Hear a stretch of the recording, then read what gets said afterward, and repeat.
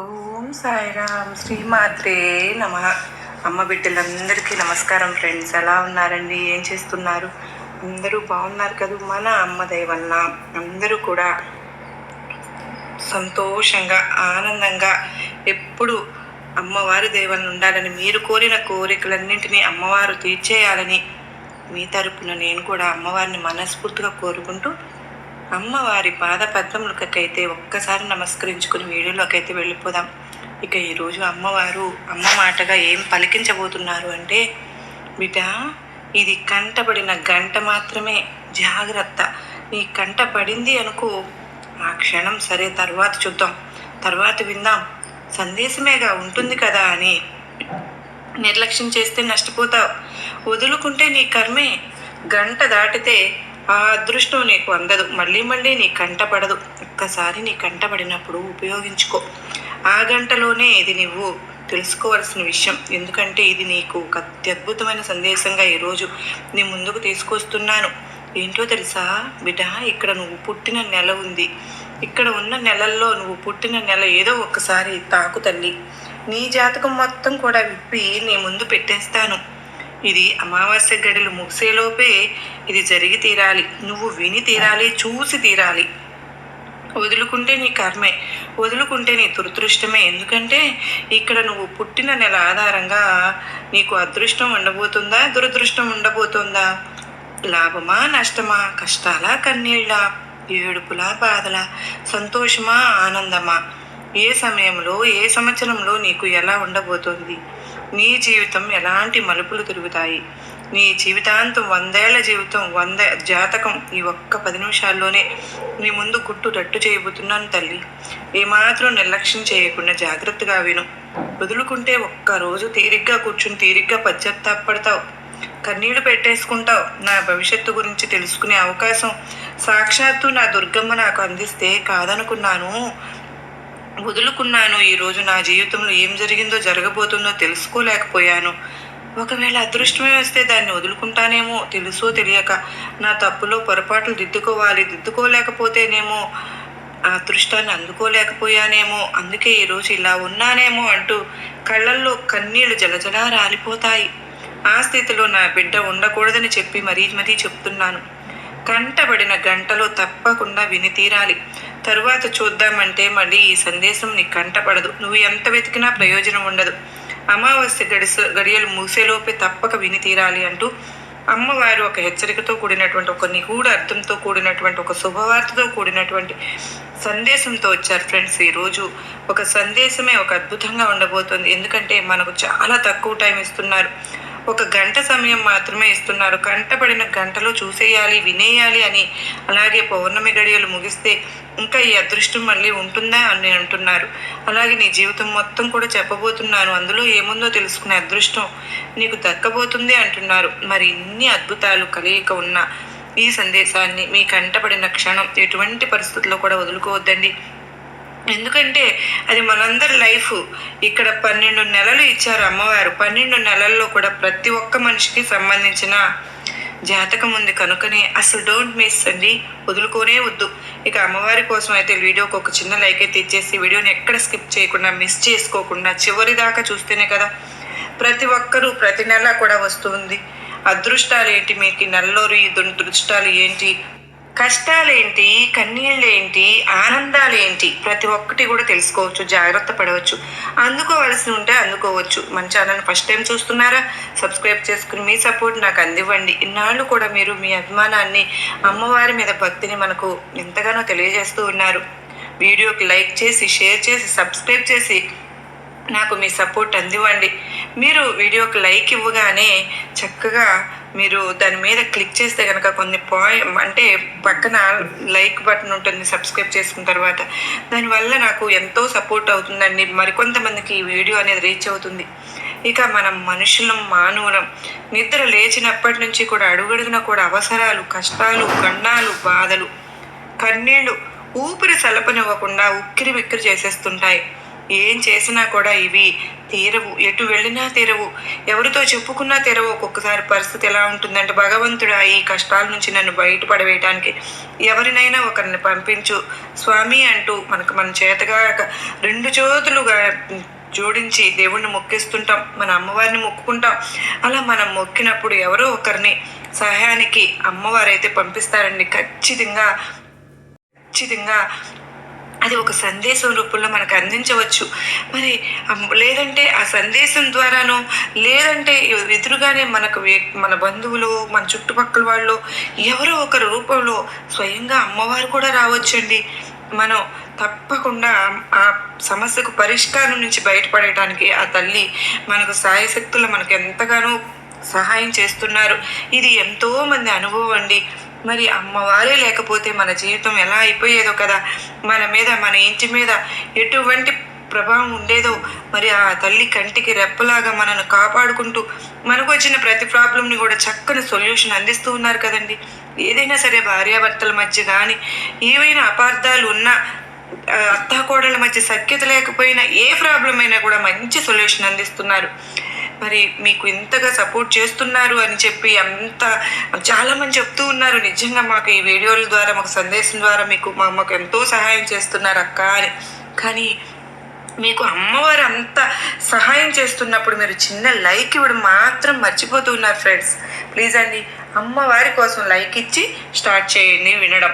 అమ్మవారి సందేశం విషయానికి వస్తే కనుక, తల్లి ఒక్కసారి కళ్ళు మూసుకుని నీ దుర్గమ్మని మనసులో తలుచుకుని నువ్వు పుట్టిన నెలను తాకు తల్లి.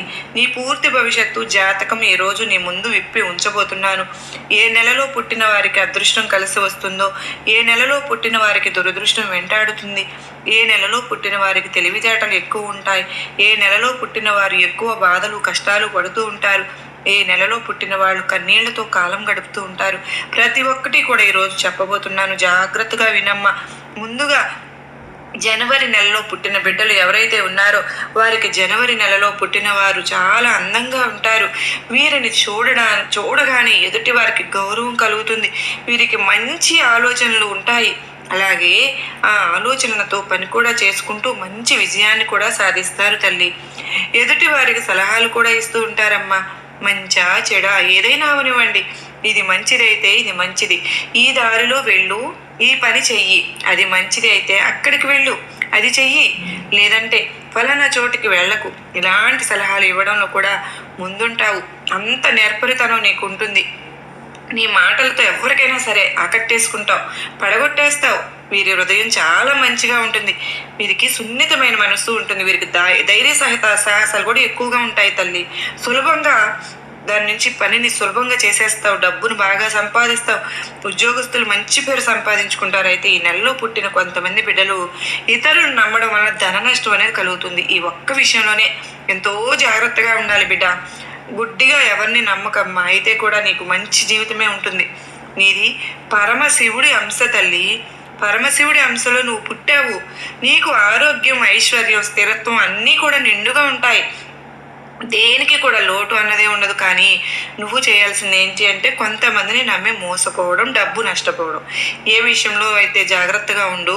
ఇక ఫిబ్రవరి నెలలో పుట్టిన బిడ్డలు ఎవరైతే ఉన్నారో వాళ్ళు ఫిబ్రవరి నెలలో పుట్టిన బిడ్డలు కొంచెం బలహీనంగా ఉంటారు. అన్ని విషయాలు నెమ్మదిగా నత్తనడకలాగా చేస్తారు. అదృష్టం చాలా తక్కువ కలిసి వస్తుంది బిడ్డ. అయితే కొంతమంది మంచి విద్యావంతులు అవుతారు, ఇంకొంతమంది మంచి స్థాయికి చేరుకుంటారు, మంచి పేరు ప్రతిష్టలు కూడా సంపాదించుకుంటారు. కాకపోతే కొంచెం చురుకుదనం పెంచుకోవాలి తల్లి. నీలో ఉన్న ఈ బలహీనత ఏదైతే ఉందో, నిరాశ ఏదైతే ఉందో అవన్నీ తొలగించుకున్నావు అని అంటే కనుక చాలా అద్భుతంగా ఉంటావు. అలాగే సమాజంలో గౌరవం ఉంటుంది. నీకు కోపం కూడా ఎక్కువగా వస్తూ ఉంటుంది తల్లి. అలాగే ప్రేమ కూడా ఎక్కువే ఉంటుంది. ఈ నెలలో పుట్టిన బిడ్డలు అందరితో కలిసిమెలిసి ఉంటారు. వీరి స్నేహం ఎక్కువ కాలం ఉంటుంది. ఏదో స్నేహం చేశానా మళ్ళీ వెనక్కి వచ్చానా అన్నట్టు కాకుండా ఎక్కువ కాలం స్నేహం చేస్తే అది జీవితాంతం కూడా కొనసాగిస్తావు. అందరికీ మేలు చేసే గుణం నీకు అధికంగా ఉంటుంది. తెలివితేటలు కూడా ఎక్కువగా ఉంటాయి బిడ్డ. ఇక వ్యాపారం చేసుకున్నట్టయితే వ్యాపారస్తులు బాగా సంపాదిస్తారు. ఆత్మవిశ్వాసం ఎక్కువగా ఉంటుంది. నువ్వు ఇక్కడ దుర్గాదేవి అంశతో పుట్టావు తల్లి. నీకు కోరికలు కూడా ఎక్కువగానే ఉంటాయి. అది కొనాలి, ఇది చేయాలి అన్న కోరికలు ఎక్కువగా ఉంటాయమ్మా. నీలో ఉన్న ఈ బలహీనత అనేది ఏదైతే ఉందో, నీరసం అనేది ఏదైతే ఉందో దాన్ని నువ్వు తొలగించుకోవాలి. అది నీ చేతుల్లోనే ఉన్న పని తల్లి. ఇక నీకు అదృష్టం కూడా తక్కువగా ఉంటుంది కనుక కొంచెం జాగ్రత్తగా ఆచితూచి అడుగులు వేయమ్మా.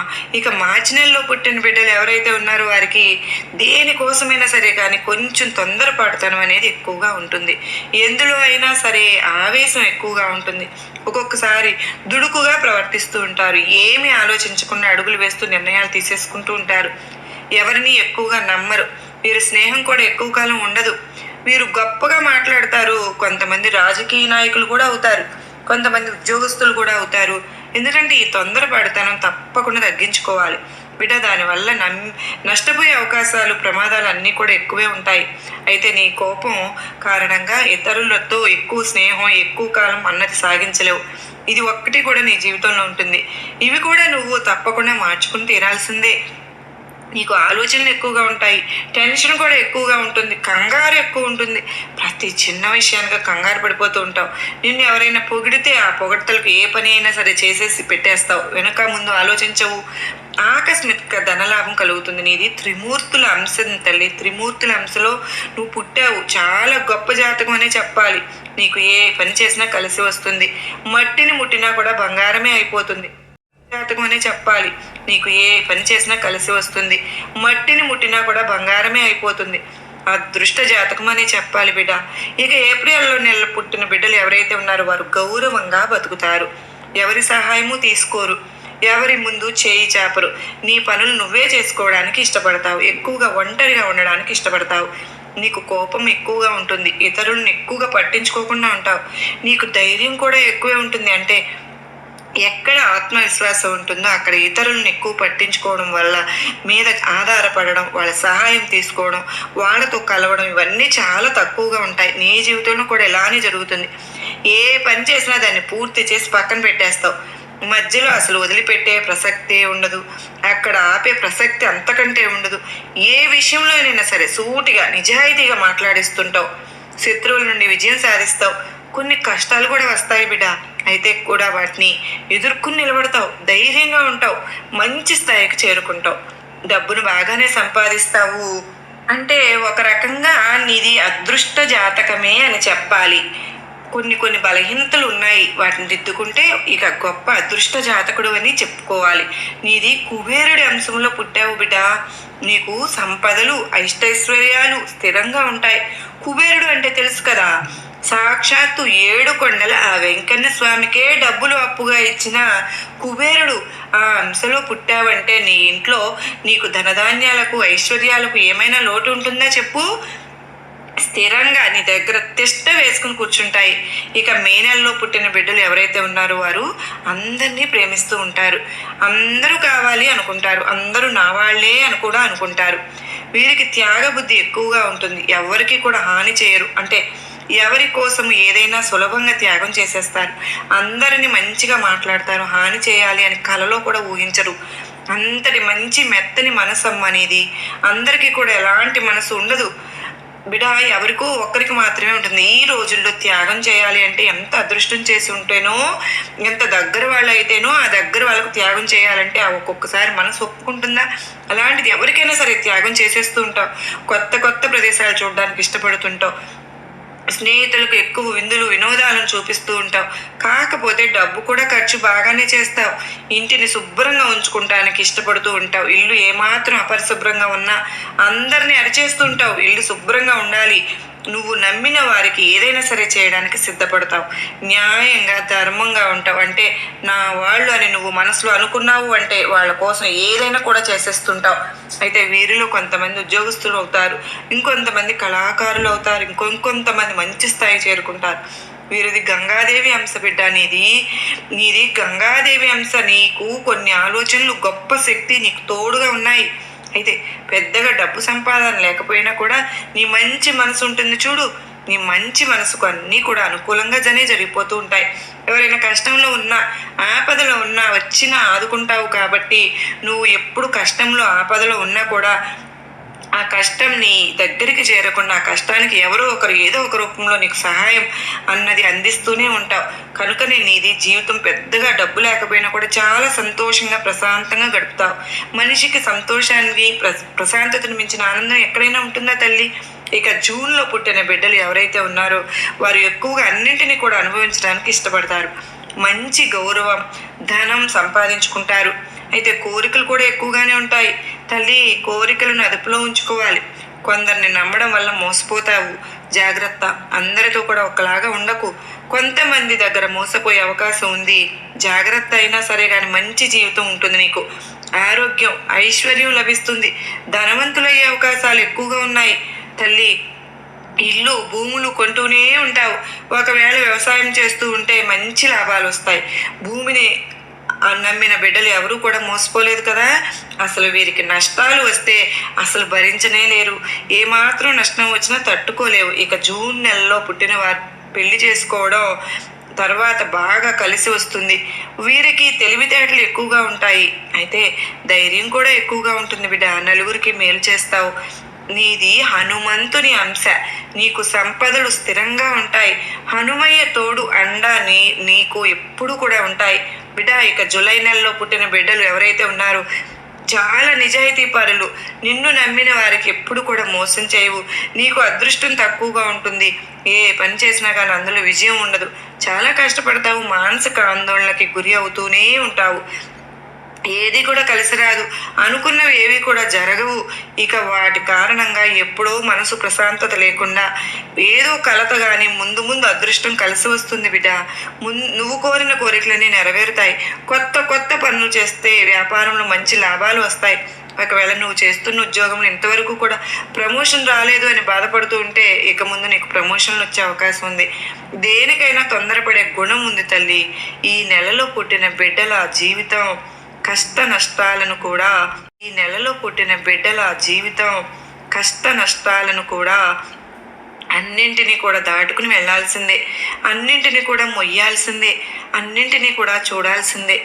వీటన్నింటినీ ఎదుర్కొని ఆ తర్వాత స్థిరపడతావు. నీది నాగదేవత అంశ బిడ్డ. నీకు ఆరోగ్యం స్థిరంగా ఉంటుంది. ఇక ఆగస్టు నెలలో పుట్టిన బిడ్డలు ఎవరైతే ఉన్నారో ఆనందంగా ఉంటారు. ఆత్మవిశ్వాసం ఎక్కువగా ఉంటుంది. ధైర్య సాహసాలు కూడా ఎక్కువగా ఉంటాయి. దేనికైనా ఇతరుల సలహా అస్సలు అడగరు.